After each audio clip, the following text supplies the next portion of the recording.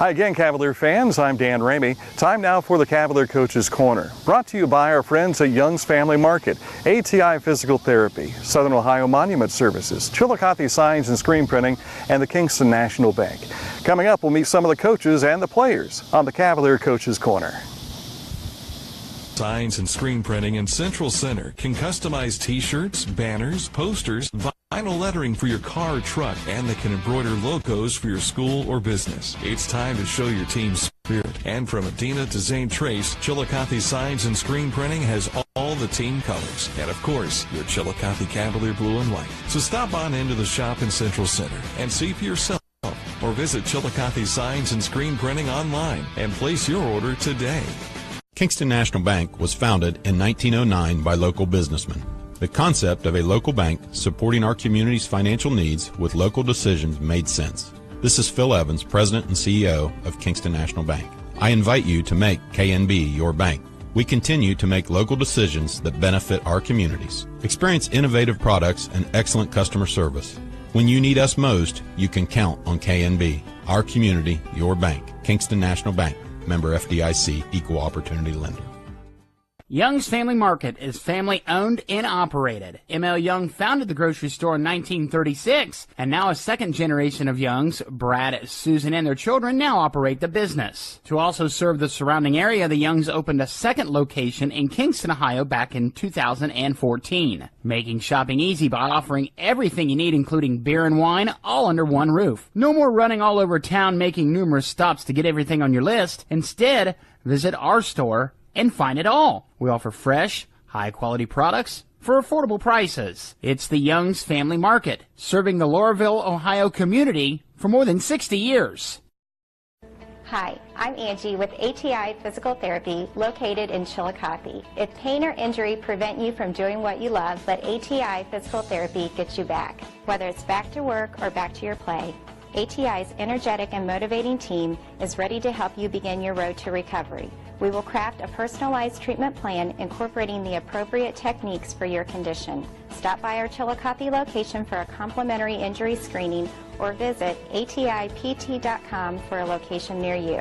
Southern Ohio Monument Company believes remembering a loved one after they're gone can be as personalized as when they were here. With over 400 in-stock monuments to choose from, there are shapes and sizes to match nearly everyone's personality, helping your loved one make a lasting impression. Southern Ohio Monument Company on East Main Street in downtown Chillicothe. Open weekdays 8 to 5 and Saturdays 8 to 1. Southern Ohio Monument Company, proud sponsor of the Cavaliers. Hi again, Cavalier fans. Welcome to the season-ending edition of the Cavalier Coaches Corner. Cavaliers had the season come to a close in a loss against Jackson. And Coach, I know at this point in time we were hoping we were preparing for Week 11, but unfortunately the last 2 weeks of the season ended up on the downside for us as opposed to where we wanted to be. It was really a letdown from what the kids had accomplished throughout the year. All right, it was not any way, shape, or form of what we thought how our season would end after the beginning and middle of the season. We'll give both teams, Courthouse and Jackson, credit.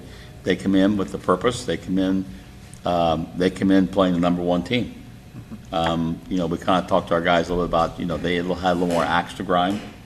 I know I was kind of chuckling to myself when we announced the seniors going across the field that all the guys said, well, what was your number one football experience? And, of course, they're warming up and beating Jackson and winning the FAC. I thought, okay, we're adding fuel to the fire here, all right? And, with all that stuff keep coming up.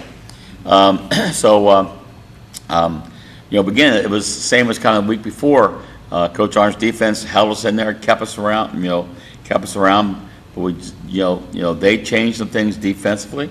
They come out with a different defense, and we made some adjustments, better than we did the week before. But we had trouble blocking their two safeties. They put two linebackers at safety, playing about 7 yards, and then whichever way we went, those guys were downhill, and we could account for everybody else but those two safeties. And they were too tight for our receivers to get in and crack on them. And if we brought more people in the box, then they would have they'd have brought more people in the box. But technically, they technically had 8 people in the box. Okay? Just some things that we just kind of squandered, that we had a 4th down, and, hindsight, should we kick the field goal? We got a best kicker around. I don't kick any field goals. Now, is that intelligent coaching? I don't know. But we went for it. Everything was right, just didn't execute the play. The play call was right, what we did was right, we just didn't execute the play. I mean, it was all right there. We had some drop passes. We ran the old hook and ladder about 3 times in a row, and we dropped the first 2.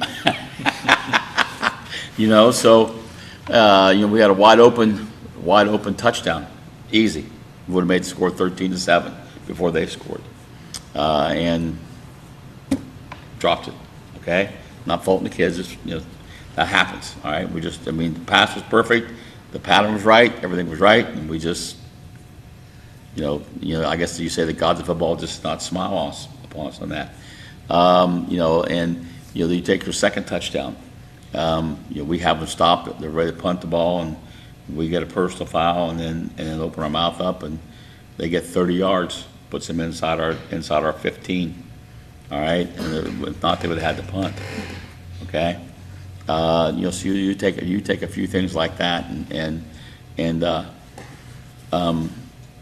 there's probably a couple things I look back in hindsight that we probably should come out second half, but Jaquan, a quarterback, snapped the ball to him. I said, okay, guys, you could deal with him every play now. Run off tackle, run sweeps, maybe try and throw a pass a little bit, but just the best guy touched the ball every down. Go with it. But hindsight's always smarter than at the time. But we don't fault the effort of the kids. I mean, Jackson played hard. They came in with a purpose. I think they came in with a lot more purpose than we had. Because of losing last year and the year before. And the year before. Yeah. And the way they lost, losing down there. Not there. And there was a few calls that coach was ground about. I'm still ground about today. That wasn't called. That should have been. But again, it's just kind of deflating to, you're that close to your goals. I mean, you're just that close. You can smell it, you can taste it, but daggone it, you can't eat it. All right, because we didn't finish the job. But we're not going to fault the kids. We're not going to fault their efforts. I mean, this is one of the most overachieving teams that, in Coach Art and I's 34 years here, that we've really had. All right, like I said, I thought our defense played their rear ends off again, it was just a game of push and shove, two heavyweights battling it out, and then we would make a slight error, just like the low snap, but we didn't handle the ball well. All right, Jaquan really could have kicked the ball once he come out and clear. We tried to run it out, so we had another. Again, this is every time like we've lost, we've had a miscue in our punting game. Okay, you take Hartley, you take Courthouse, all right. Now you take this one. We had a miscue in our punting game, all right. With that and stuff. So it is what it is. But I wanted for the kids, to say, they finished the job, to do what they've done, and to put their names in the record books. I mean, they still had a great season. They still had a great career. Mm-hmm. I mean, 4 years of 7 wins or more. There's not been many teams, many classes that can say that they've won 7 or more games 4 consecutive years. All right, but it would have been much better to say back-to-back championships, 4 straight years in the playoffs, not 3 out of 4, but 4 straight years. You're not there. But in retrospect, if you look at the thing, 5 of our 7 opponents lost. If anybody would have won, would have got in anyways. Mm-hmm. Now, would it have been worth getting in to go to Winton Woods again? Oh, and Tangi will have to answer that question.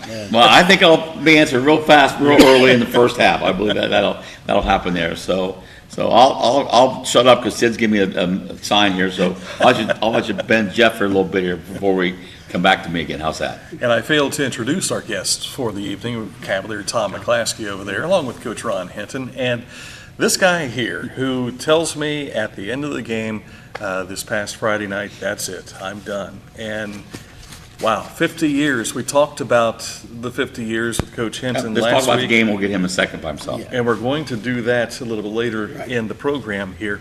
But I tell you, Coach, the offense had a tough first series, put the defense in a very uncomfortable position, defending from 25 yards out, and I thought you were going to pull it off. Came down to a fourth down play. Right, and they made a play and we didn't. I mean, you look at that particular play, and he just gets in the end zone where we had an opportunity, hopefully, to push him out and get him out of there, but it didn't happen. And so, Coach had already said that sometimes the gods of football don't smile on you, and that particular play it didn't, because there was a questionable. I thought the possibility that our one outside linebacker was held on it.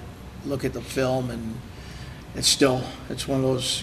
The instant replay may have said it, turned it around, but we don't have instant replay, and the officials all didn't see it, so it is what it is. Yeah, it's tough when you see it and they never seem to see it. Right. And it's almost as if, what are they looking at? But that's part of the game. That's part of the game. Yeah. As far as the defense is concerned, though, you go into the second quarter, you're down 6-0. And the defense, there was a lot of hard hitting. I was down on the field level again this week, and I mean smacking pads everywhere. It was a good game that way. I mean, it was a very physical game. I was proud of our guys that we gave as much as we got.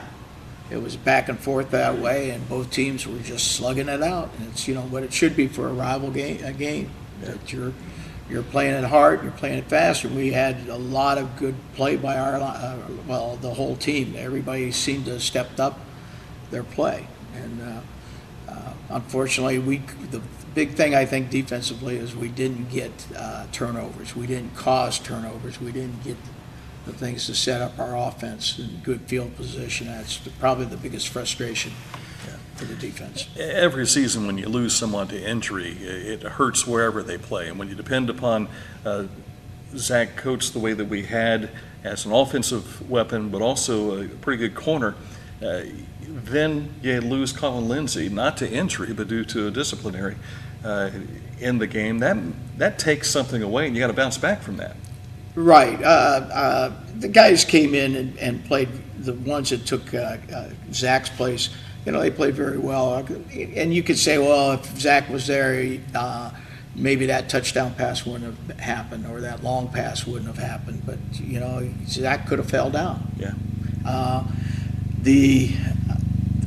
I would say Casey Crawford came in and played a very good football game, taking Lindsey's place. And, Colin made a mistake, and he knows it. He apologized after the game was over for what he had done. And it's just the heat of the game. It was a battle. It was, again, a rivalry, and he just let himself took away his self-discipline for one play. I was with the officials to start things, and of course they're talking to the team captains, and it's along the lines of, guys, we know this is a rivalry game, but we're from out of town, so it doesn't matter to us. And but still, the guys shake hands, and next thing you know, Coach, you've got not a fisticuff on your hand, but you've got basically a backyard alley brawl that you have to deal with. Well, I guess it was give or take both ways. Because they had some personal fouls, we had a couple more, but when it come from the guys that we had, that never says a word, never looks, bats an eye differently, and all of a sudden they're fired up and something happens, and you tend to wonder, well, I mean, he had to be I wouldn't say instigated, but he had to be prodded pretty hard to do something like that. All right, so It was tough, but it seemed like it come in key situations. Really, some key situations. We took a couple, three big losses on passes that it shouldn't have happened. Long, big yardage. But again, when you're not able to run the football, okay, all right, we only rushed for, I think, 65 or 70 yards. When you're not able to run the football, all right, that I don't care at what level, 95% of the football teams that win the NFL, win the Super Bowl, it goes to the winner, to the team who rush the ball the best. We know in the NCAA, the team that rushed the ball the best is going to be the team that's going to win. We did not, they played it, like I said, they come out in the 4-2, they widened our tackles out, and we thought we could do some things in the middle to people we had all year, and they physically, for a while, just knocked us around. They just physically knocked us around. Now, I think as the game went on, our kids kind of woke up and said, whoa, okay. And they come back, then they made some nice adjustments, and they stepped up their play. All right, and and we'd be a hair away from breaking a play. Just, our goal was to get Jaquan about 25 touches, and I think he carried the ball 14 times, and he caught, I think, 5 passes, all right, which is 19 times, and we tried to throw the ball to him more in situations. So we put his 25, but he probably maybe should have touched it 35 or 40. All right, you ride your horse. Mm-hmm. You ride your horse to get you, and you got to ride it, okay, till it bucks you off, or else it can't go. And we were down. It was one of those things that to the victor goes the spoils. All right, and that's what happened to us. But Jaquan punted the thump out of the ball. He averaged 51 yards a punt. I think the one was like 65 yards. He swung field possessions, huge. And I don't think there's only been a couple times all year somebody ever fielded this punt and had any return yards against him. Most of them, he averaged like almost 37, 38 yards a punt all year with 0 returns. Well, that's a huge. I know Jim Trussell, Ohio State, on his goal board, I remember vividly, 30 yards net punting. With punting, the punting, and the return yards. Okay, so we were netting 35 to 35 to 38 to 40. All right, that's a huge turnaround, in field position and in those things. And I thought our offensive line played well.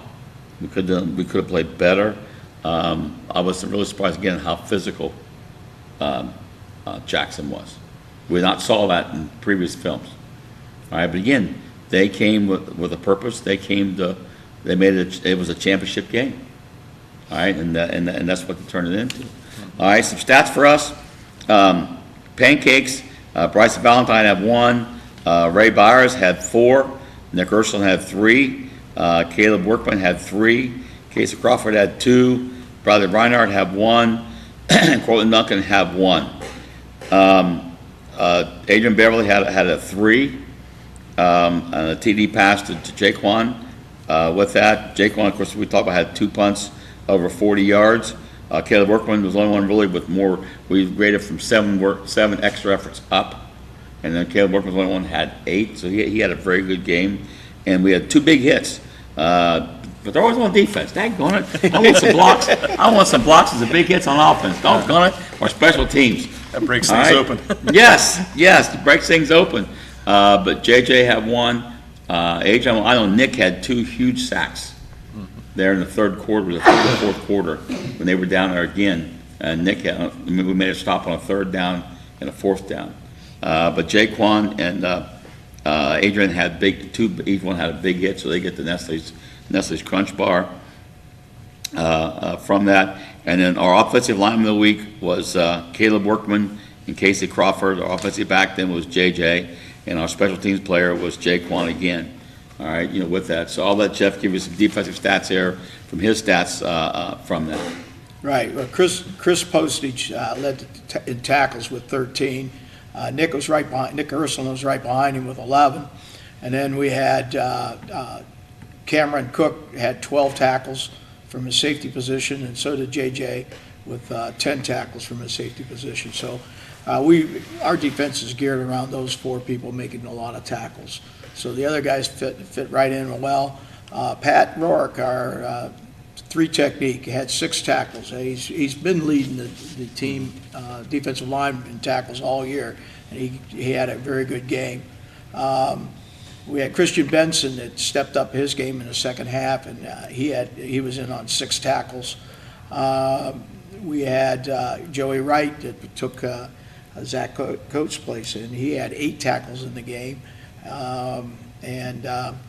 He had 1 breakup of a pass. Of course, unfortunately, he did have the pass thrown on him for the touchdown, but that's the way you have to be in the corner sometimes. They get you. But Casey, as I mentioned, Casey Crawford came in and played real well, had 4 tackles at the 5 technique position. And I might say Casey Crawford is probably very unique in our defense. He has played 3 positions the whole year. He's played inside linebacker. That's where he was trained to do. And then when we got short in depth, he went to the rush linebacker.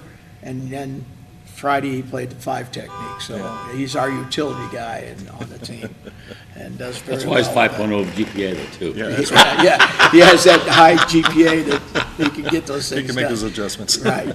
So those are the guys. And then our defensive line was Patrick Rourke. Our linebackers were Nick and Chris. And then the secondary was, I might also mention Halbell, our nose guard, had a real good game with 8 tackles. We expect those guys to be in only on 4 tackles. So when you double that, that means, Halbell did a real nice job of getting that middle clogged up. So those were the guys that were defensive linemen. Benson had an interception there towards the end of the first half to stop another potential scoring drive before halftime. And one that you guys may not have seen, this was on the Jackson sideline. I was over there, and Cameron Cook came up and popped one of the guys big time, almost turned him upside down. Well, Cameron had someone on our sideline also, so I mean, it was he came to play. Cameron did a very nice job for us at safety all year long, and he got his shoulder banged up, and I was kind of concerned about how well he would play in the second half. But he came out second half in the very first play. He hit the kid, and I turned to B.J. Adams, our other coach. I said, we don't have to worry about him. His shoulder's all right. He's going to be fine. You might say something about your tackle for loss coach or QB sacks. Nick had 3 QB sacks, and that most he'd had all year, which was a big. Finally, we got number 1. We got him through. Number 2, we got him where we wanted him to go, didn't we? Right. Yeah. Okay? All right. So then all those positive happened. Said, why'd you wait till second half of week 10? But I guess it's better late than never, right? We got 3 tackles out, 3 sacks out of Nick. We got a couple sacks out of Chris, and then Adrian Beverly got in there. A corner. He gets a sack on a corner blitz. So those are the guys that did get some. And we had some exceptional tackles for losses. The stat is we got what here? 2, 3, 4, 5, 6, 7, 8 tackles for losses in that ball game, so you could see it was a back and forth thing. And defense, I was proud of the way our kids handled it. I still wish we were able to get those turnovers and cause a turnover where we get the offense a chance. Yeah. Well, all of us like to eat, and we all like turnovers too. In that respect as well. Coach, anything about your younger programs? Well, everybody was done last week. Okay. Everybody was done the week before when we talked our last show. Everybody pretty much at all. Couldn't recall if the Pee Wee team. The Pee Wee team, but I don't know how they did. How they did Saturday. I did not hear on how they did. I should ask Coach Crabtree how they did, but I missed that as we had a meeting on Saturday on Monday, yesterday, and we didn't have we should have asked him, but I forgot to do that because 6th grade does not play. I know the 3rd grade was playing for 3rd place in the league over with Greenfield or over at Greenfield, and then 6th grade does not qualify to make the tournament play for that. And the junior high was already done from we talked about on our previous show. So. I guess maybe our junior high didn't, because junior high both junior highs lost last week. Our seventh grade lost, I believe it was 40-12, and our eighth grade lost then 40-21. Played Jackson, and both teams were playing all three of us were playing for titles, and we were 0 for 3. Jackson was 3-0. Which we'll have to fix that. We sure as heck don't want that to happen all the time. But I know our eighth grade played very well. It was 16-14 at halftime. Jackson has some excellent talent. And they've got a big, strong quarterback that could be a starter as a freshman next year. Even though they got their starter, 3-year returning starter back, he could start as a freshman. So they play well, and finished up, I think our eighth grade or seventh grade finished up 4-2, I believe, or 5-2, I believe it was. I think the eighth grade was 4-3-1. All right, so again, they finished up successfully, and played hard. Again, they were playing for championship. Funny thing was, all 3 games were at our place. Okay, we played them at home. But we were 0 for 3. So it's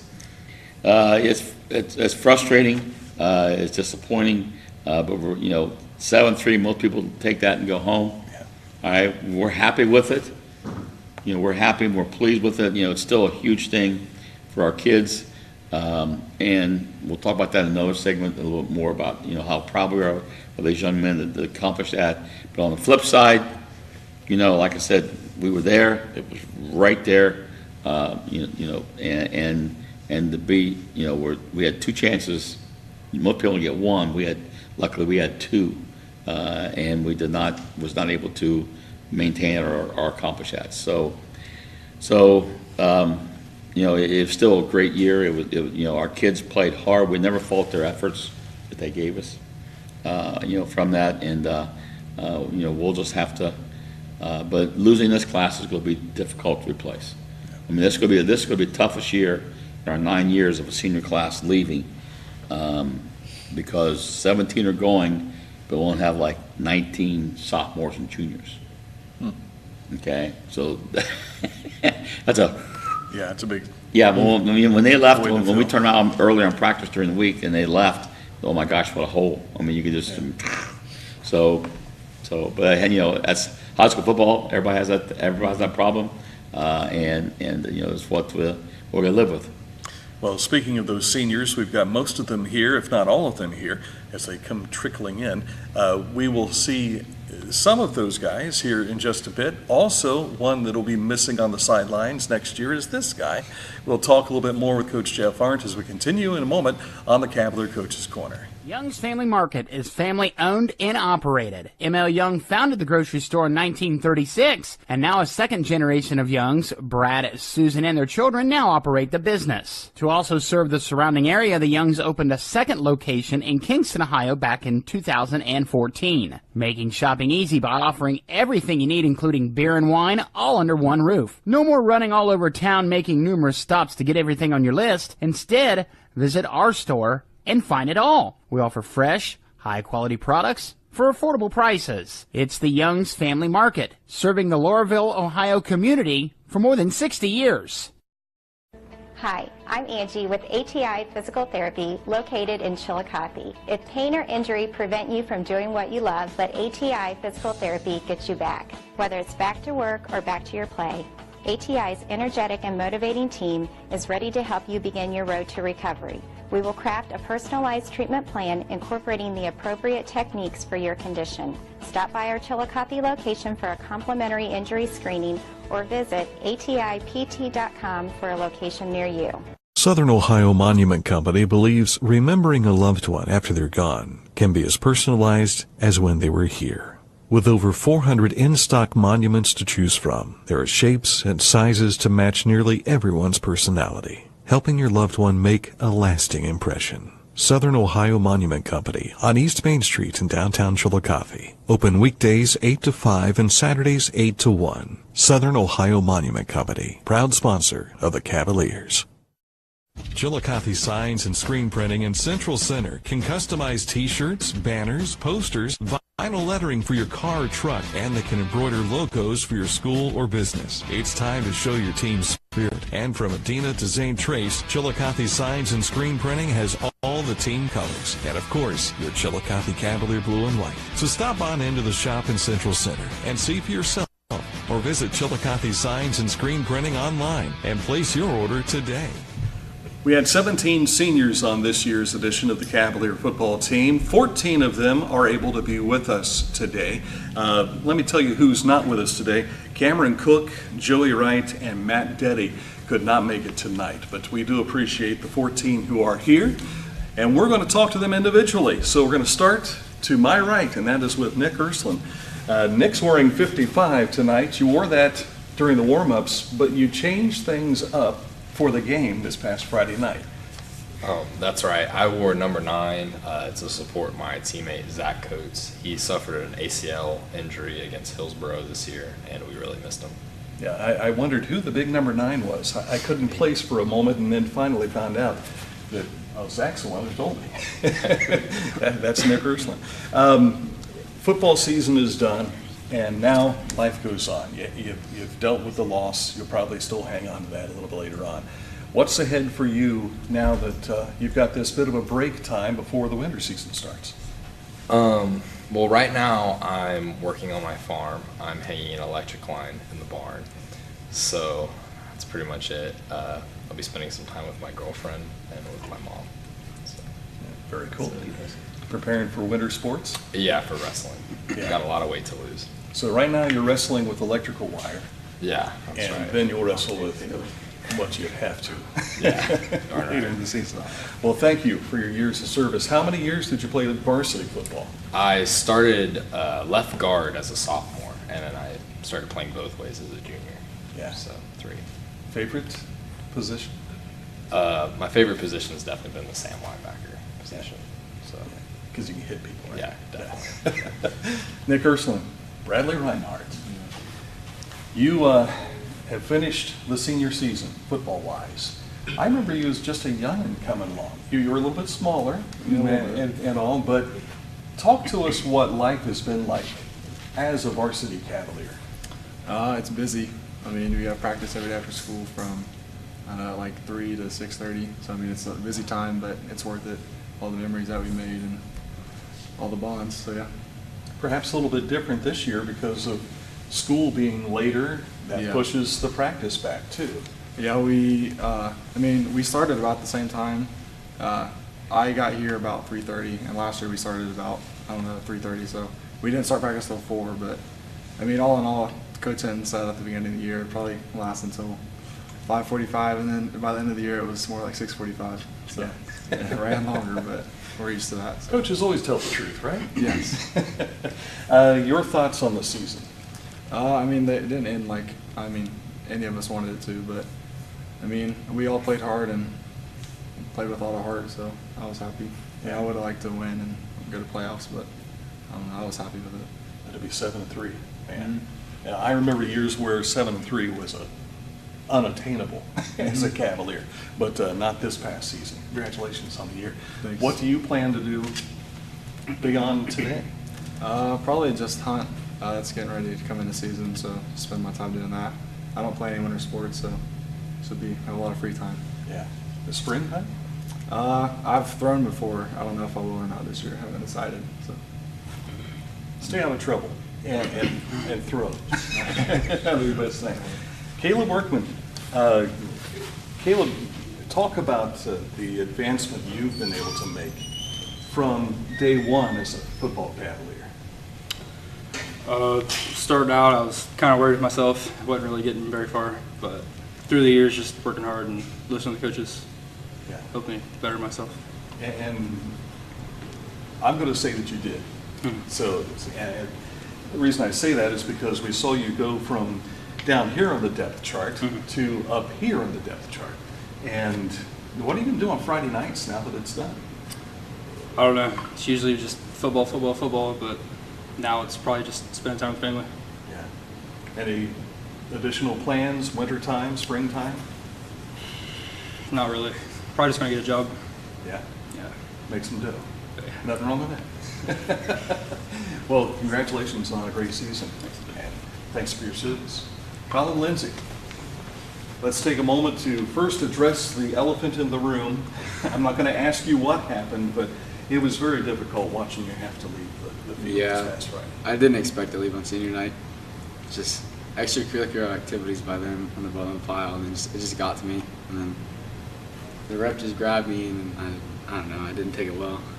I thought it was one more person grabbing at you. Yeah. Well, we missed seeing you on the field. There's no question about that. And like Caleb and Bradley, I remember you as just a young buck, coming in.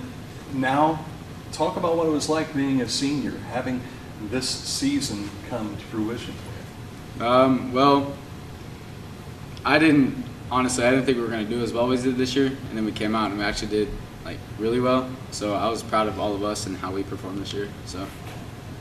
And what are your plans? I wrestle in the winter and thinking about doing track in the spring, but I'm not sure yet. Okay, good luck to you. Thanks. Colin Lindsay.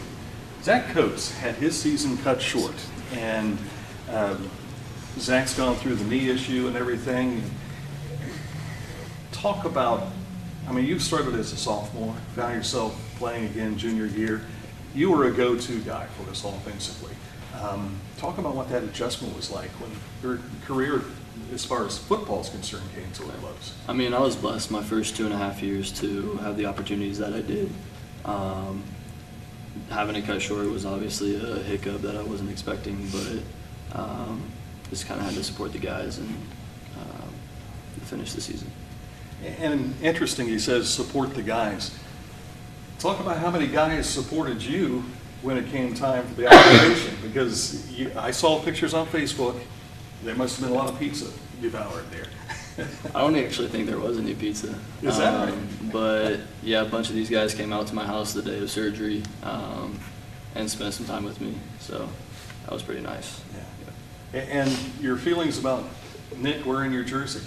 That was pretty great. special. Yeah. I thought we were going to get him the ball once or twice maybe, but that didn't happen. But really appreciative of that gesture. So It would have been interesting to see if he'd have caught a pass. Right.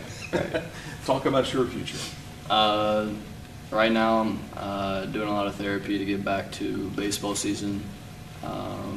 Just trying to get back as soon as I can. Yeah. Rehab. Good luck to you. Thank you. Desmond and Derek Lewis. And can we take you together? Is that okay? Yeah, that's fine. All right. You guys have played for your grandfather now, and that's come to an end for you. Have you put that into perspective? No, not really. It's just I don't know, it just came all of a sudden, I guess. Yeah, I don't know. I didn't expect it to end like this. Yeah. That's going to be the most difficult thing, because you guys have watched his career, you've heard about his career, and to see, it come short for you guys this year, I know that had to be a bitter pill to swallow. Yeah, for sure. Yeah. What sort of plans do you guys have? I don't know. I'm debating on if I should play basketball. I'm not sure yet, and then I'm not doing anything in the spring.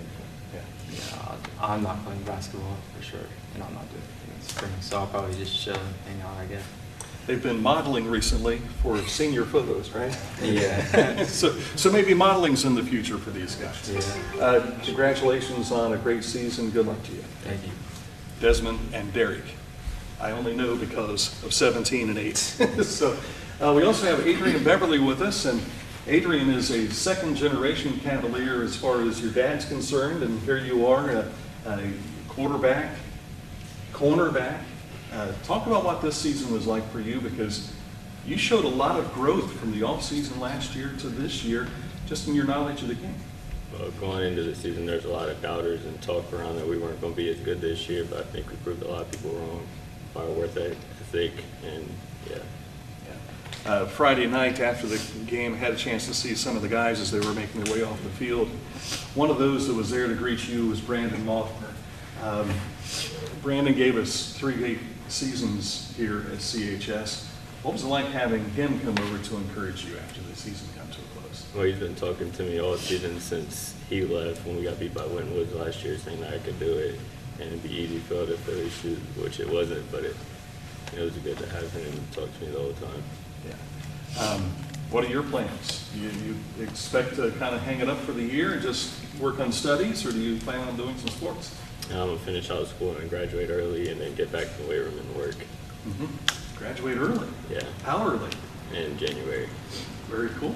Well, congratulations on that. Thank you. Number 2, Adrian Beverly. Jaquan Harris, JJ. Between you and Zach Coates, I don't remember the last time we had so many kickoff returns for touchdowns. Talk about what that experience was like for you this year. It was great. Me and Zach stood back there and talked to each other, we would tell each other, follow each other, just make blocks for each other. Yeah. And tell them to cut off our butts, hit the hole. Never had an argument on who was going to take the ball when it was in the air? Because I got a feeling if you made it across the goal line once, you're hungry to do it again. Yeah. Well, after the injury of Zach, we had to argue about who's going to get the ball, me or Joel. And coaches was telling me to get the ball. So. Yeah. And Joel showed that he's got some wheels too. Yeah, he got some speed, but he's just young and needs to improve a little bit on his catch, and he'll be right. Remember another kid who needed a little help like that, right? Yeah. What are your plans? I'm gonna work in the off season. I'm actually going to play basketball, and yeah. Nothing in the springtime? Track. Track and field. All right. Good luck to you. Thank you. Dijon Brooks. Good to have you back with us again. Smile for that camera there now, because he's got one of the best smiles around that you'll see. When we talked last, you were just starting to find yourself into the game more often than you had been. Talk about what it was like to be able to contribute on a Friday night. It's just a good experience, and I just want to. I just felt good getting on the field, and working with all these seniors from day one, and trying to help and use all my ability I can to help every last one of them on the field. I assume you ushered in a lot of plays and everything too. Back when you were younger, sophomore, junior, waiting for that opportunity, and then you got the opportunities this year. What would you say to some of the younger guys that were in your shoes a couple of years ago that just keep paying your dues and then it'll pay off sooner or later? Yeah, just keep working hard, practicing, and pay attention to the coaches, listen to them, and keep practicing. One day you'll be able to do what you want to do, and actually play on Friday nights and get a couple plays in and do this. I've not asked any of the other guys. I'm going to ask this one of you. What are you going to miss most about Friday night? Just being able to play with all these guys and get the type of bond that we get on the field. Yeah. And what's your future plans? I'm going to focus on my studies and probably do track during the spring. Track and field. All right. Good luck to you. Brycey. Bryce Valentine. Bryce, you've got a special bond with this Cavalier football program through your dad. Yeah. Dad's still very much involved with the football program, keeping the play clock down on the field remotely. That's kind of cool. He does? Yeah, that's what he does. I didn't know. You never knew that? See, you're never too old to learn. Talk about your association with the Cavaliers, because you come from a long line of Valentines who played Cavalier football. Yeah. I don't know. It's like just a big family. Valentine's and football is big, obviously, and it's just a tradition thing. Our families play football. And it feels good to play football. Yeah. And you, like these three over here, were very young, and then finally, about your junior year, started getting those opportunities to be called on a Friday night. What was that like for you? Taze Valley. It was very nerve-wracking. I was very nervous. My stomach was on 10 for the whole first half. And then once halftime hit, I was getting comfortable with the speed of the game, and win that night, which was crazy. Yeah, absolutely. What future plans do you have? I'm going to focus on my studies in the winter and work out for baseball in the spring. I mentioned his family, the Harris family and the Beverly family, and many of these guys represent multiple generations of Cavalier football. So very cool to have these guys keep the tradition alive. DeAndre Helpow, he's the welder on this team. Turn back and look at this camera here, young man. You have been in the throes of things right in the trenches from the get-go. To play in the trenches, you got to be a tough guy. To be a welder, you got to be a tough guy, right? To wear tattoos, you got to be a tough guy, right? Talk about what you're going to miss most here. I'm going to miss walking on that field and just watching everybody, standing up, yelling, having everybody with me, like all my brothers, running on the field, getting ready to play. That was fun. That is something that, you never really can get back. But whatever you do down the road, from what you've learned from these guys, they'll always be with you, right? Yeah. What sort of plans do you have in the future? Well, I'm not doing any sports after this, but I'm just trying to find a nice welding job. Yeah. Whether that be putting on mufflers or high rises, right? Yeah. Something like that. He's Pickway Ross Career and Technology Center is where he actually goes, but will graduate as a Cavalier, right? So, well, good luck to you. Thank you for your service. Casey Crawford. I got to think that some people maybe said, let's not put Casey in here. Let's not put him in here. And then suddenly you were, as Coach mentioned in the TV show, you've had to play 3 different positions this year alone. Talk about what the adjustment has been like for you. Constantly learning. I love learning new things. I like doing that kind of stuff. It took me a minute to kind of adjust to different kinds of things. So different play calls meant different things. So it was weird because at linebacker you're always playing the run, but you still have to drop. But like if you're on the D line, you just go, go, go. Yeah. So that's kind of different, but I liked it. A little variety, huh? Yeah. Nothing wrong with variety. Talk about what it's been like to play with these guys. Put it all out on the line on every Friday night. Yeah, we formed quite the brotherhood. Everybody here would do anything for each other. It's going to be kind of weird not spending as much time with everybody. Spend like 2 to 3 hours every day after school in practice, and then countless hours on Friday with each other. And whether it's staying on the field after a game or something, we always did something fun. But yeah, it's gonna be weird. Yeah, very weird. I mean, we've all played football since 3rd, 4th, 5th grade. It's weird. And to see that come to a close, that's a void probably that is tough to describe, isn't it? Mm-hmm. What are your future plans? I'm done with sports, probably.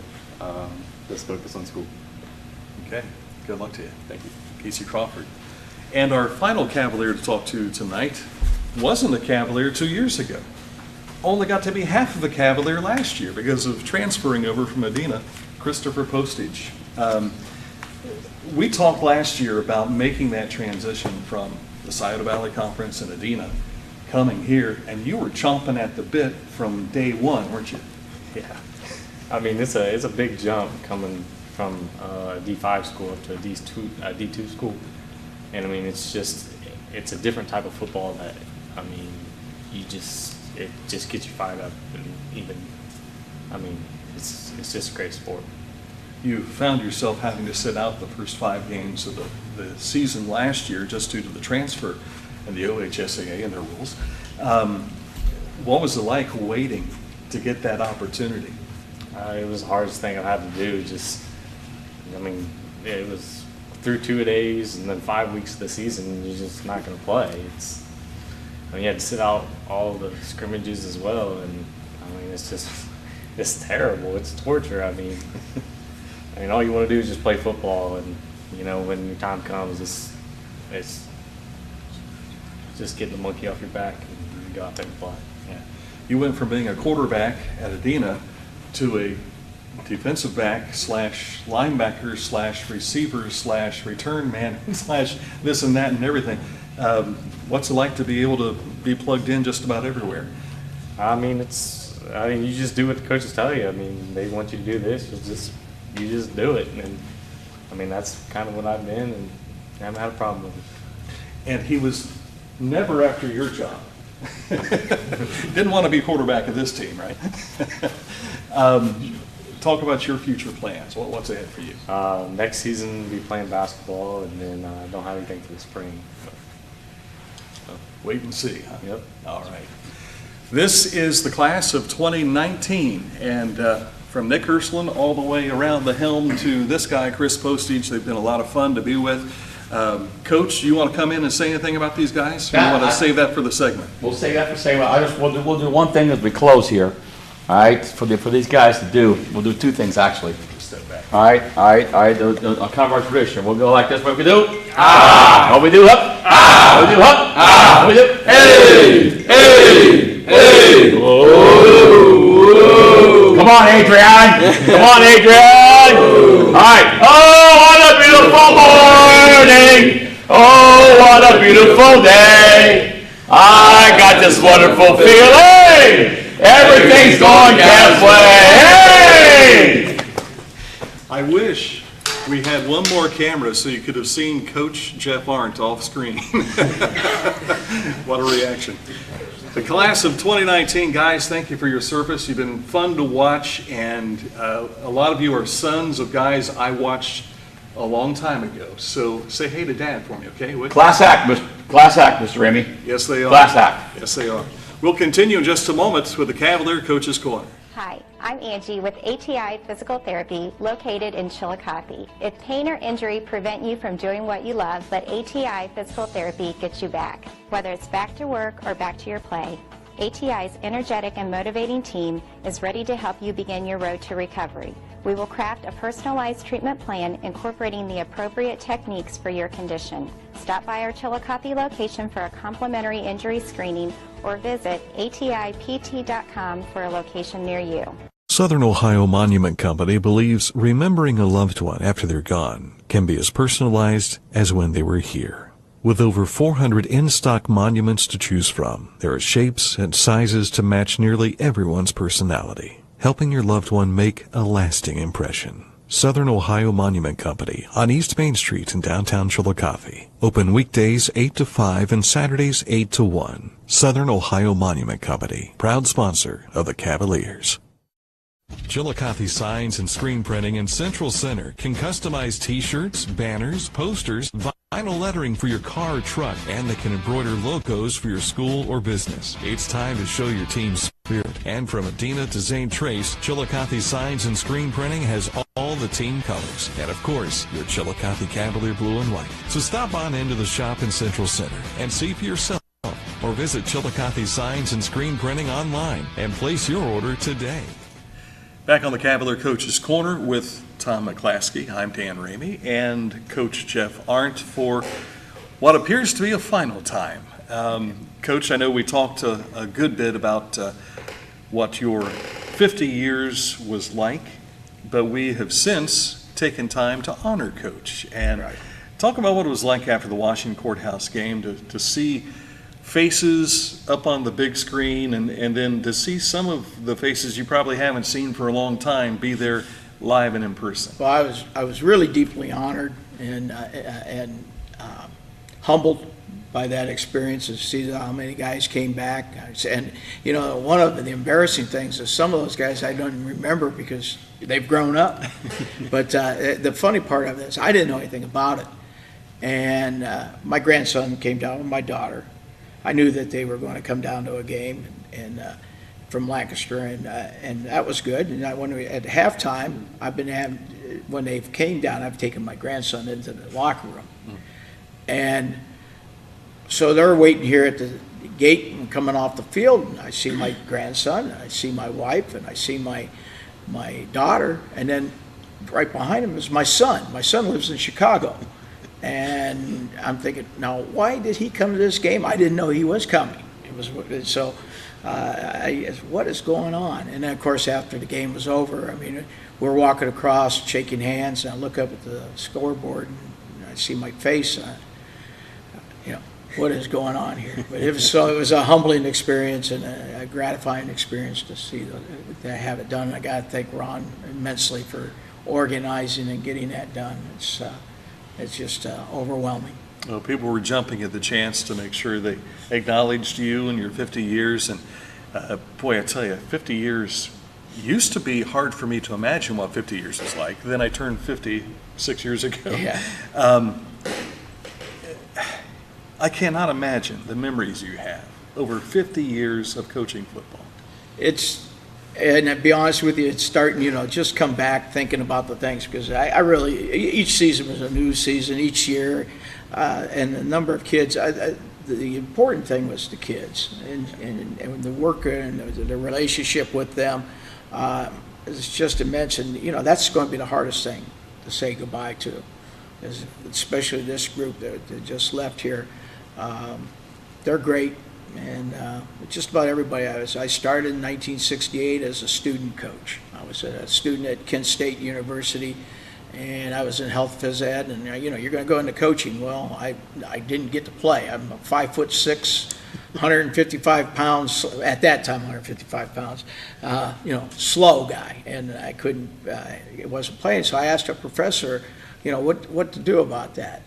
And he said, you have any relationship with your coaches back at your high school? And I said, yeah. And he says, well, go ask him if you could help out anyway, be a manager, be something like that. Well, I went back, and I think the guy, Coach Tony Paris from Akron-Hoban, and I asked him if I could do anything around just to learn football. And he says, yeah, we need freshman coaches.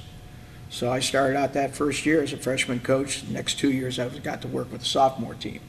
And one thing that turned out, that it was in my second or third year, we were in a coaches meeting, we were getting ready for a team, and I don't remember what team, I don't remember all that stuff, but I do remember I was saying, well, we can't do that, because if we do that, they're going to do this. And one of the other assistant coaches says, what the heck do you know about football? You're just a rookie, you're just a kid, you're just a student there. And it was Tony said, listen to him, he knows what he's talking about. And that gave me that, reassurance that maybe this is something I want to do. Spanning 5 decades. Yeah. And I'm going to say this so you don't have to. There are knuckleheads in every program that you have. However, that's a very small percentage compared to the fine quality individuals that you do get an opportunity to interact with. Now, having said that, there are some knuckleheads that come around and become a productive human being, and they do learn from the game, they build character, and I got to imagine a number of those guys have turned around and maybe come back, and if they haven't, they should come back and said thank you. I've had a couple occasions where I'm in a grocery store, and I saw one of the guys that you were just talking about, a knucklehead, and I'm thinking, do I really want to run into him and say hi? And he searched me out, and he says, Coach, I wasn't a very good player for you. I wasn't disciplined. I wasn't doing anything, but you know what? You made a difference in my life, and I'm doing this now, and I'm doing this now, and I'm doing better. And he became a minister. And I no, you didn't. And he did. And so that was very gratifying. Yeah. And it's the same thing for Coach Henry, the same kid, and to see a kid turn around his life is gratifying. If you can see it in a season, it's one thing. But if you can see it in a number of seasons down the road, right? And we all have somebody in our life that was that pivot person that helped us get things turned around. And it's got to be something to be one of those people. Well, Joe, there's been several occasions, but it was also, the guys that came back, that came here from Amanda, sit in the rain, just to be here to honor, and it was very good. And those kids and all the players that I've ever coached with, I have a deep, they're my guys. Yeah. And you kind of keep that way. You want to try to follow them as much as you can. And the fellows who were on the program tonight, they all talked about brotherhood. Yeah. And that is something that you will take with you for the rest of your life. Oh, absolutely. I remember when I was in high school, the guys I ran around with, we stayed and kept in touch with one another. Unfortunately, we're down to 3. But we did hang out, and you always kept in touch with each other because we played the game together. We did a lot of things together. Some of them we could talk about, and others we can't talk about. But it was fun, but you have that you always want to know what's happening to those people. Yeah, there are a lot of X's and O's that coaches really share with their troops, so to speak. We keep score. We understand wins and losses. However, it's the relationship building that I think keeps someone coaching for 50 years. I agree with that. Oh, yes. It is those relationships that you have. It's this is going to be the hardest part of it, is to miss that. I don't know what's going to happen next fall. I don't know what's going to happen when I don't have the guys around to coach and to relate with. I walked away from teaching about 12 years ago, and I've been doing this as just a semi-retired. But I always loved coaching. I always loved the relationships that you build, especially with players. It's a different relationship that you build with them. You work together. You sweat together. You cry together, and you try to help them. Understand life and what's ahead for them. I don't know. We'll see what happens. I first met Coach Arndt back during his Amanda Clear Creek days. And for the radio station, we were covering the Amanda Clear Creek playoff games. And I will tell you, from day one, when I sat into one of their practice sessions, it was businesslike. I mean, the kids knew how to respond when they came in, sat down, they're lacing their shoes, they're getting instruction from both Coach Arndt and Coach Hinton, and talking basically about, here's what we need to accomplish during practice today. I'd never seen any team run in that business-type fashion. I think you're talking about the 99 team?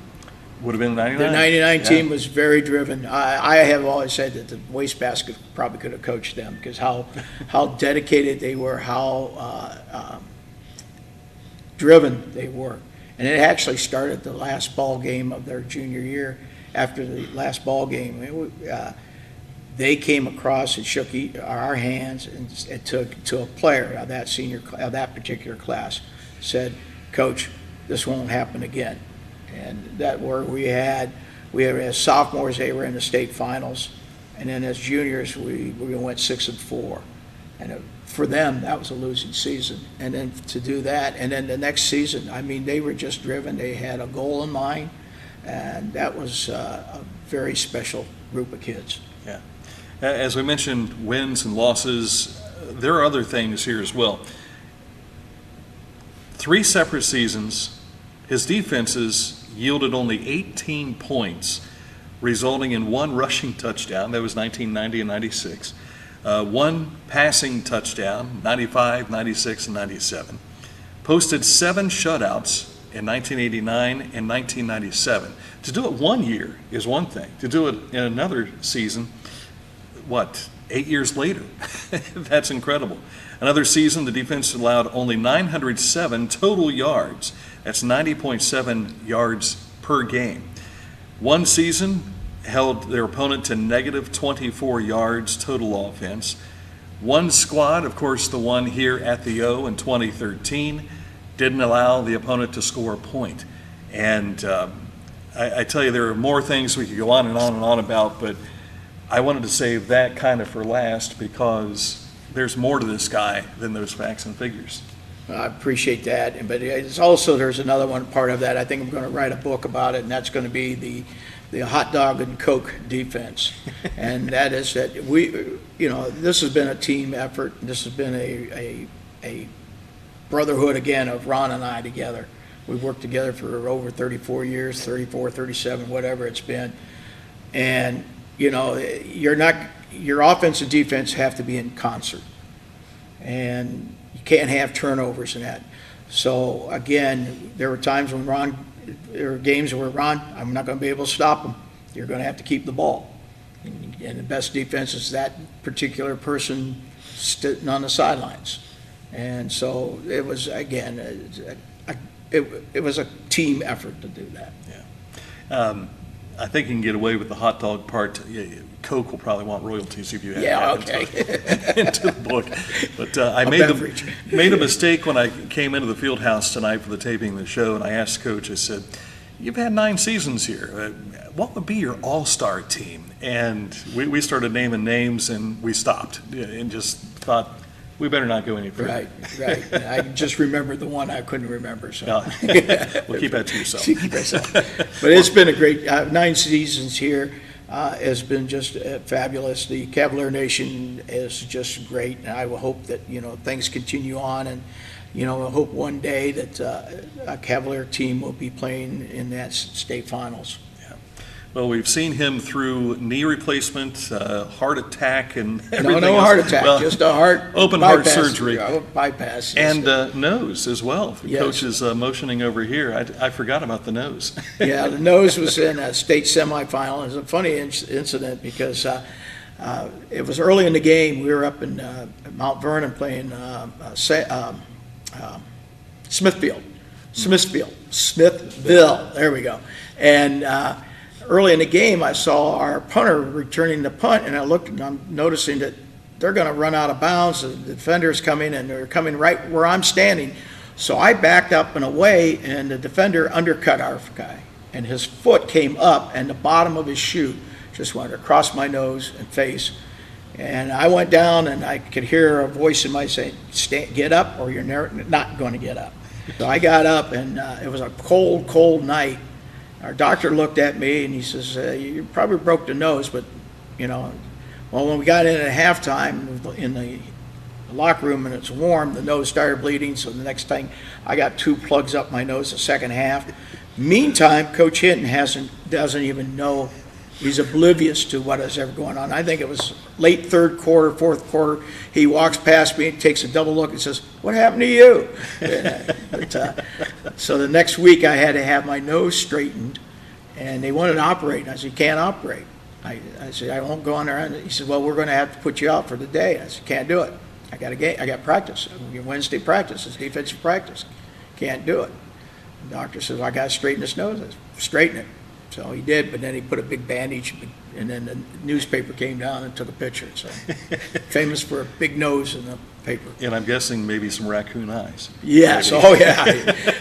Kids, when they found out, I just told them it was a bar fight. But See, a lot of things can happen during a punt. Just keep that in mind. Jeff, thank you for your years of service here. It's been a pleasure getting to know you, and we wish you well and whatever that happens. And of course, last Friday I told him I could use a hand with a camera. So, for Litter Media. Might see him on a football field next year. We'll continue with Coach Ron Hinton in just a matter of moments on the Cavalier Coach's Corner. Kingston National Bank was founded in 1909 by local businessmen. The concept of a local bank supporting our community's financial needs with local decisions made sense. This is Phil Evans, President and CEO of Kingston National Bank. I invite you to make KNB your bank. We continue to make local decisions that benefit our communities. Experience innovative products and excellent customer service. When you need us most, you can count on KNB. Our community, your bank. Kingston National Bank. Member FDIC, Equal Opportunity Lender. Young's Family Market is family owned and operated. M.L. Young founded the grocery store in 1936, and now a second generation of Youngs, Brad, Susan, and their children now operate the business. To also serve the surrounding area, the Youngs opened a second location in Kingston, Ohio back in 2014, making shopping easy by offering everything you need, including beer and wine, all under one roof. No more running all over town making numerous stops to get everything on your list. Instead, visit our store and find it all. We offer fresh, high-quality products for affordable prices. It's the Young's Family Market, serving the Laurelville, Ohio community for more than 60 years. Southern Ohio Monument Company believes remembering a loved one after they're gone can be as personalized as when they were here. With over 400 in-stock monuments to choose from, there are shapes and sizes to match nearly everyone's personality, helping your loved one make a lasting impression. Southern Ohio Monument Company on East Main Street in downtown Chillicothe. Open weekdays 8 to 5 and Saturdays 8 to 1. Southern Ohio Monument Company, proud sponsor of the Cavaliers. Chillicothe Signs and Screen Printing in Central Center can customize t-shirts, banners, posters, vinyl lettering for your car or truck, and they can embroider logos for your school or business. It's time to show your team's spirit. And from Adina to Zane Trace, Chillicothe Signs and Screen Printing has all the team colors. And of course, your Chillicothe Cavalier blue and white. So stop on into the shop in Central Center and see for yourself. Or visit Chillicothe Signs and Screen Printing online and place your order today. Hi, I'm Angie with ATI Physical Therapy located in Chillicothe. If pain or injury prevent you from doing what you love, let ATI Physical Therapy get you back. Whether it's back to work or back to your play, ATI's energetic and motivating team is ready to help you begin your road to recovery.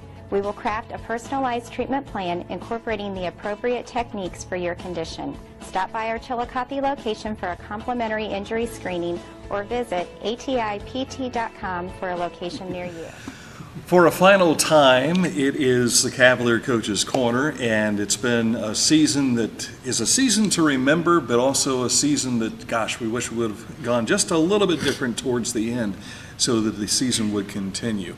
With Coach Ron Hinton, Jeff Arndt, and Cavalier Tom McClaskey, I'm Dan Ramey. And Coach, we look back and how this season started off.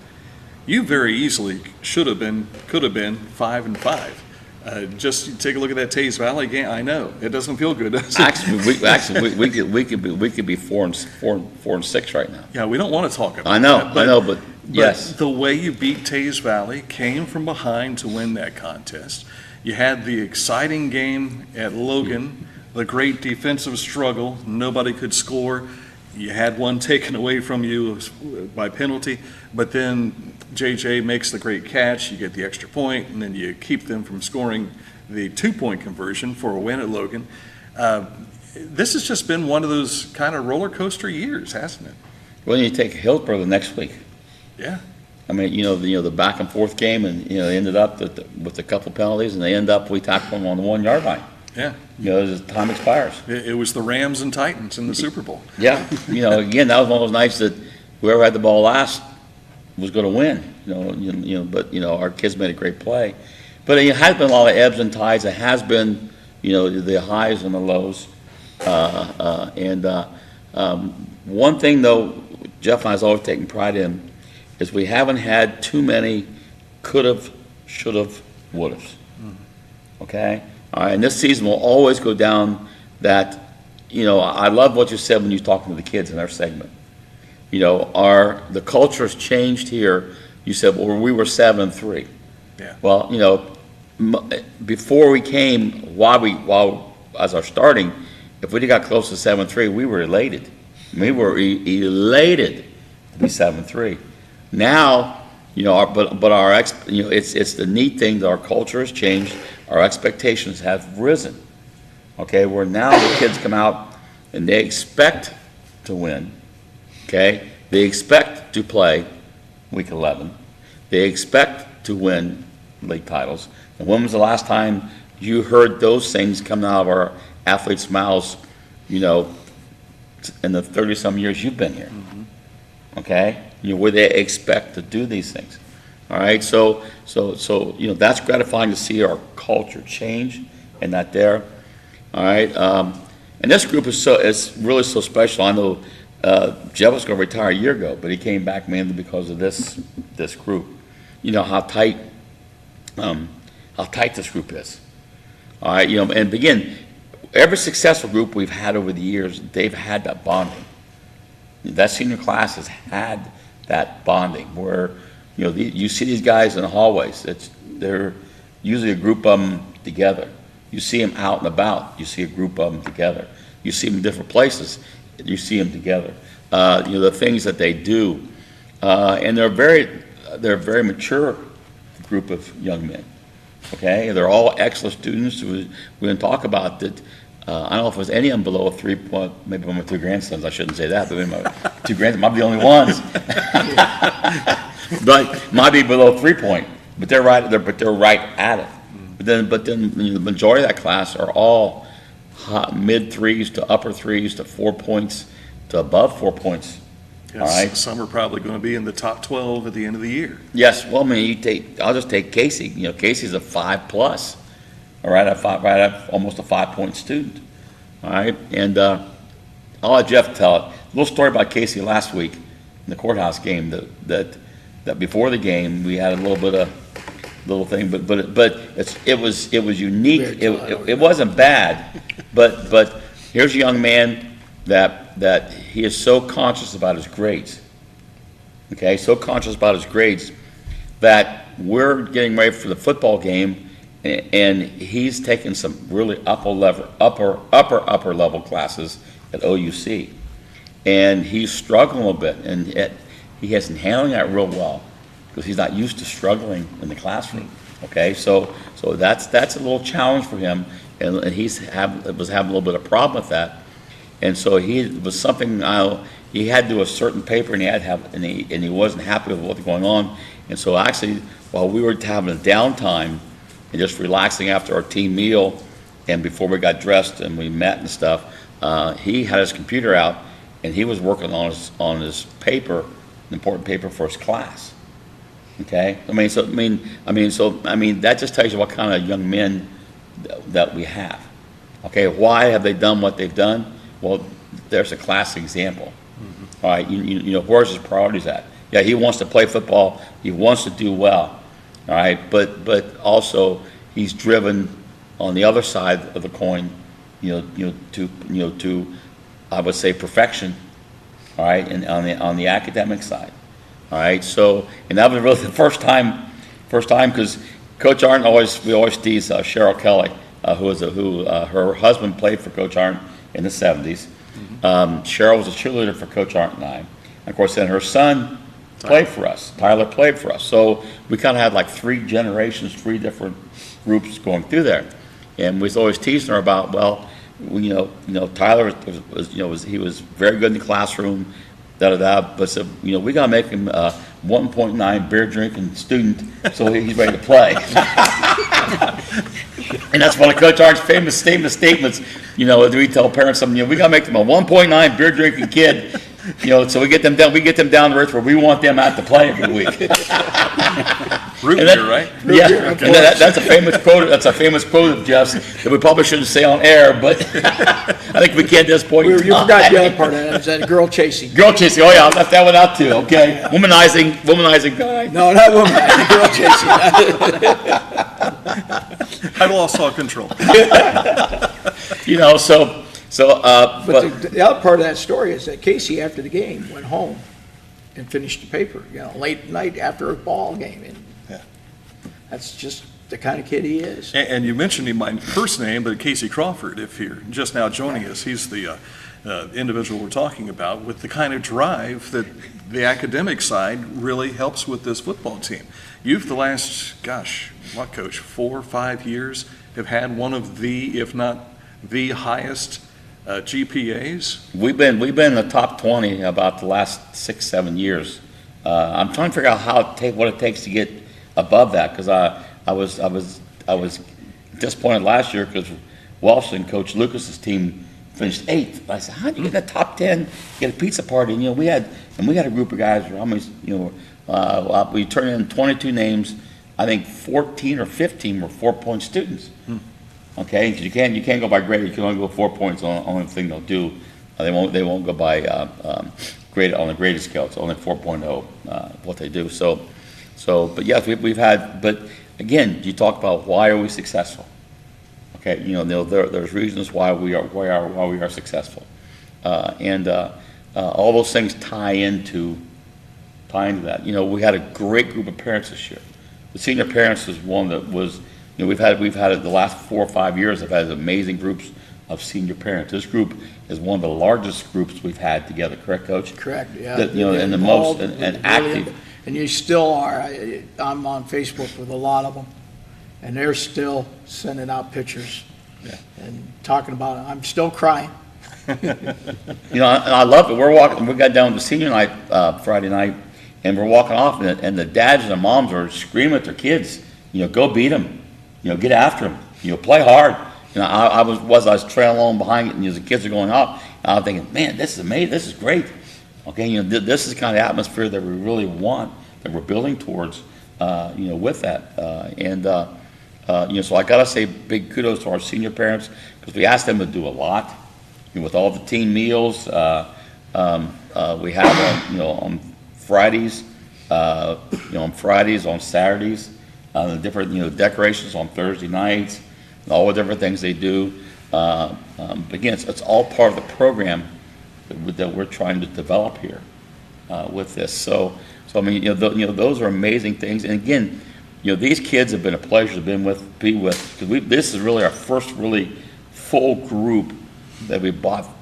We've been 9 years, and they've been through the 3rd grade up through. Now Jeff didn't see him, because I followed my grandsons from 3rd grade up. So I saw him play.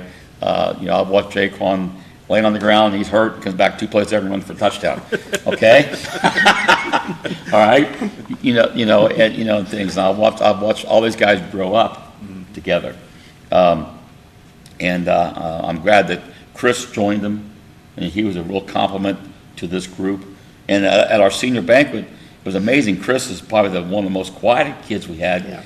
But he told the best stories and the best jokes during that we had. So he let himself out of his shell, quite a bit there with that. So, and it just, it's bigger than just football itself. All right, and the thing we always ask these young men to do is, all we want you to do when you walk out of here, you look yourself in the mirror and you look and you said, I did the best I could do. All right, now it's a fact of life. All right, a lot, people have X's better than Euros. That's a fact of life. Okay, all right, but we was able to take a group of young men, who believed they could do things. They believed how they could play. All right, they went out and they worked at it. All right, they fought and died together. All right, they bled together. All right, and yet they was able to achieve those things, not because of their athletic ability, but because of all those little things, intangibles, that most the quality teams like them set themselves apart from that. Okay, all right, and they was able to achieve these things because of that. We beat Tays Valley because of that. All right, we beat we beat Logan because of that. We beat Hillsborough because of that. But we were never quite the same after Hillsborough, because physically Hartley took a toll on us. The next week that took a toll on us, and then when Zach went down, we were never quite the same, especially offensively, as what we were until Zach went down. And we hate to say that one young man, but we just he added so much. Like, for example, we couldn't get Jaquan the ball on special teams because they could kick away from him, but they kicked away from Jaquan, they kicked to Zach. Well, then Zach's about as dangerous as he is going back the other way. Let me show you what I can do. Yes. And he had the ability to stretch the defense for us on the outside with our passing game, with the vertical and horizontal passing. All right, and we really never accomplished that again. We moved Jaquan around and stuff to do that, but we never really accomplished that again. In the remaining games with him gone. And he was the perfect target on the bubble screen. Yes. Oh, he had that down pat. I mean, he had that he was razor sharp on that one. Now that was he owned the tunnel screen. Yes, he did. All right, but then the other flip coin is when he went down, and all of a sudden we started playing Adrian again on defense. That maybe we made a mistake and have Adrian playing corner, because all of a sudden we had a lockdown corner. I mean, the week that Jaquan, we had the injuries and the illness and stuff, a courthouse and Adrian went to corner, back to corner, and then Jaquan came to corner. We're used to having those lockdown corners we've had in the past, and baby, all of a sudden we look at each other and say, okay, how good of coaches are we? Do we really waste these guys? Who missed that? Yes, who missed? Yes. But that's his side of the coin. You can blame me enough. One thing, I know we talked a lot about the kids, but you got to talk about this coaching staff. I mean, you had 2 new faces on the coaching staff that seemed to really acclimate real quick with the kids. They did, and one got thrown into the fire big time because we threw him we added a video replay on our sideline. And so he had to work in the press box and above to handle this. And we had trouble in the beginning because we couldn't get it coordinated between the end zone and the side shot. Yeah. All right, but he's done a great job. Chris Camps, who we're talking about, did a great job.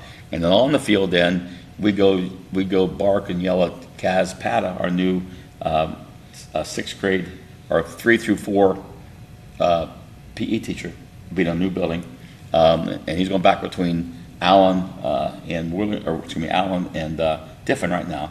All right, for the phys ed till he gets the new building opened up. But he got all the crap because he was on the sideline with us, and we're show us this film. We got to see this. What happened here? All right, so he kind of caught the nasty side of it. All right, new guy. Yeah. Hey, with that and stuff. But yes, our staff, Coach Johnson, that played for us, that coached, now coaching with us, excellent job. Of course, in the long stays, Aaron's been with us 9 years. The only one's been with us the whole time. I think Austin with us, I believe, 7.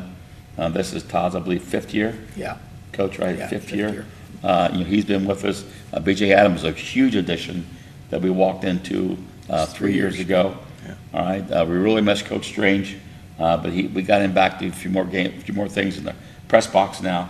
Coach Jason Jones does, as a volunteer, does a lot of super things, for us and helps us do a lot of things, with that. And did I miss anybody?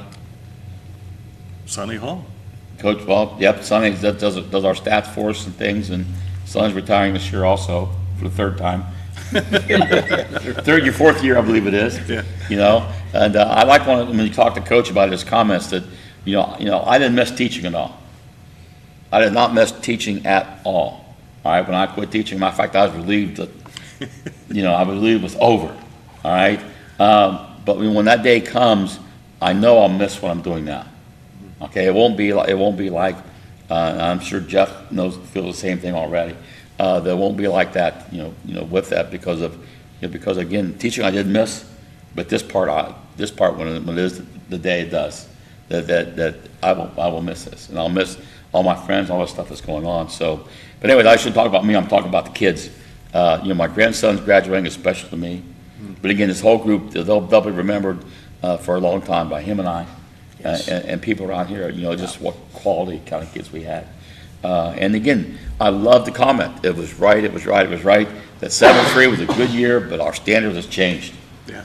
Our standards has changed. And speaking of that, 7 wins this year, 8 the year before, and 7 the year before that. So that was 8-2 in both years, and it was 7-3 the freshman year. So 22, 23 victories 29 for these kids as sophomores. Yeah. Through seniors, but yes. As they leave, if you count them in as freshmen, then you're looking at almost 30 wins. Yes. Not too many kids get a chance to experience. And I think they played in 43 games. They would have been the most at 44. Yeah. With the thing this year, so okay. Mm-hmm. I love Sid's thing. You can put that doll right there, Sid, so you can laugh there. Huh? Finish the coach art there real quick, and we'll get out of here. Well, Coach, as we put a cap on this, so to speak, is this is the purple slushy guy. And the slushy machine was added to the field house here, 4 years ago? Yes. And so when I saw the purple head on this, all I could think of was the slushy. Slushy, so. yeah. But to try and put a cap on this, gosh, can you imagine having not come to Chillicothe? What your life would be like? I know one thing. If I hadn't come to Chillicothe, there would still have been a lot of conversations on the telephone at midnight, Thursday nights and Fridays late between us.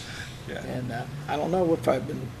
I mean, that's the story also of how I came down here and wake up one morning and find out I was a Cavalier.